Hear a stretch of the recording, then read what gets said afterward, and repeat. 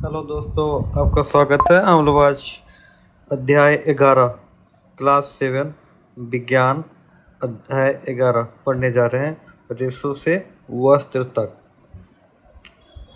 इस चैप्टर के नाम से ही आप समझ गए होंगे कि कॉन्सेप्ट हमारा क्या है। ये बिहार बोर्ड में की किताब में ये बहुत ही अच्छा चैप्टर दिया हुआ है, तो हम लोग इसके बारे में पढ़ते हैं। आपने किसी को स्वेटर बुनते हुए अवश्य देखा होगा, या शायद आप में से किसी को बुनना भी आता हो। स्वेटर बुनने के लिए जो ऊन हम बाजार से खरीदते हैं, वह ऊन जिन रेशों का बना होता है, वे रेशों कहाँ से प्राप्त करते हैं? आप जाड़ा के दिनों में, मतलब सर्दी के दिनों में कंबल का प्रयोग करते हैं।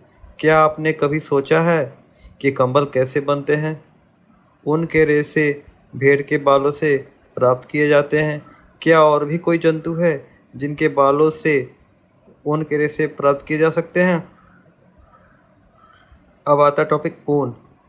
भेड़, पहाड़ी बकरी, देखिए पिक्चर में देखिए भेड़ है, ये पहाड़ी बकरी, ये ऊंट, उसके बाद याक, लामा, लामा देख रहे हैं पिक्चर में, एल्पेका, एल्पेका का पिक्चर देखिए कैसा है, आदि कुछ अन्य जंतुओं के शरीर जो होते हैं ना, बाल से ढके होते हैं।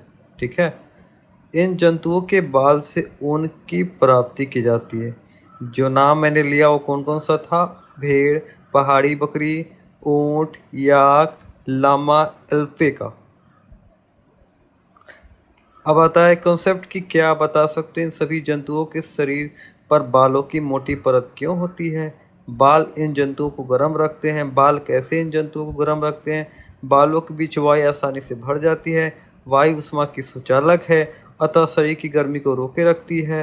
बाहर की ठंड को शरीर में जाने से रोकती है। हमारे देश में जिस प्रकार भेड़ों की अनेक नस्लें पाई जाती हैं, उसी प्रकार बकरियों की भी अनेक नस्लें पाई जाती हैं, जिनमें अंगोरा नस्ल की बकरियों से अंगोरा ऊन प्राप्त की जाती है। ये बकरियां जम्मू एवं कश्मीर के पहाड़ी क्षेत्र में पाई जाती है।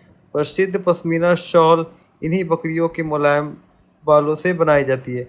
याक की ऊन तिब्बत और लद्दाख में प्रचलित है। इस प्रकार हम देखते हैं कि रेशे जंतुओं से प्राप्त होते हैं।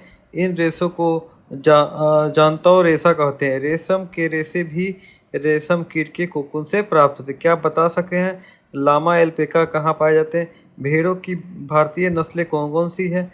रेशे से ऊन प्राप्त करना, ये कॉन्सेप्ट है। आपने भेड़ के झुंड को खेत में चरते हुए देखा होगा।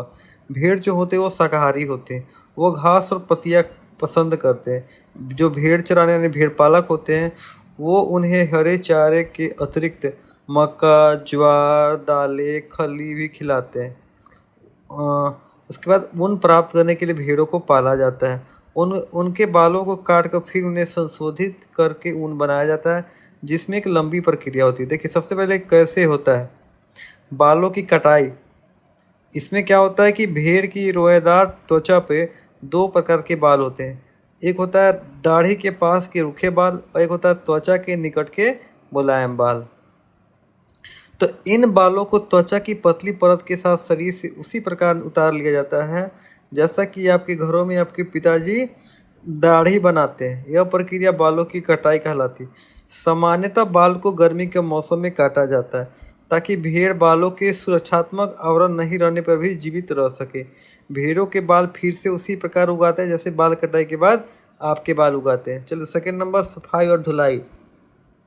उतारे गए बालों को विभिन्न टंकियों में डालकर अच्छी तरह से धोया जाता है, ताकि उनमें चिकनाई, धूल और गंदगी निकल जाए। यह प्रक्रिया जो होती है ना, अभिमार्जन कहलाती है। आजकल यह काम मशीनों द्वारा किया जाता है। इसके पश्चात इन्हें विभिन्न रोलर और ड्रायर से गुजारा जाता है। आप देख सकते हैं पिक्चर में 11.5 में उनकी धुलाई किस तरह हो रही है।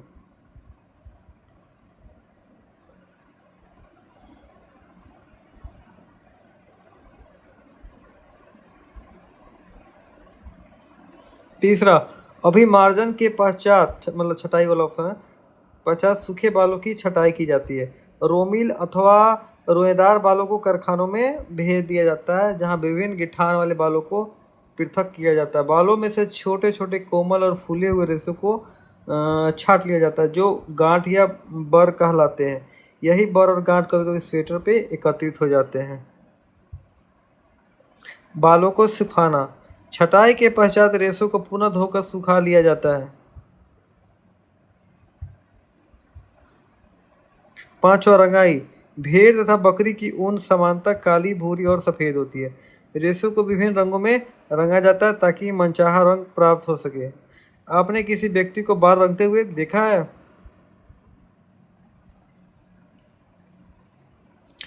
और छठा नंबर है कि रेशों को सीधा करके सुलझाना।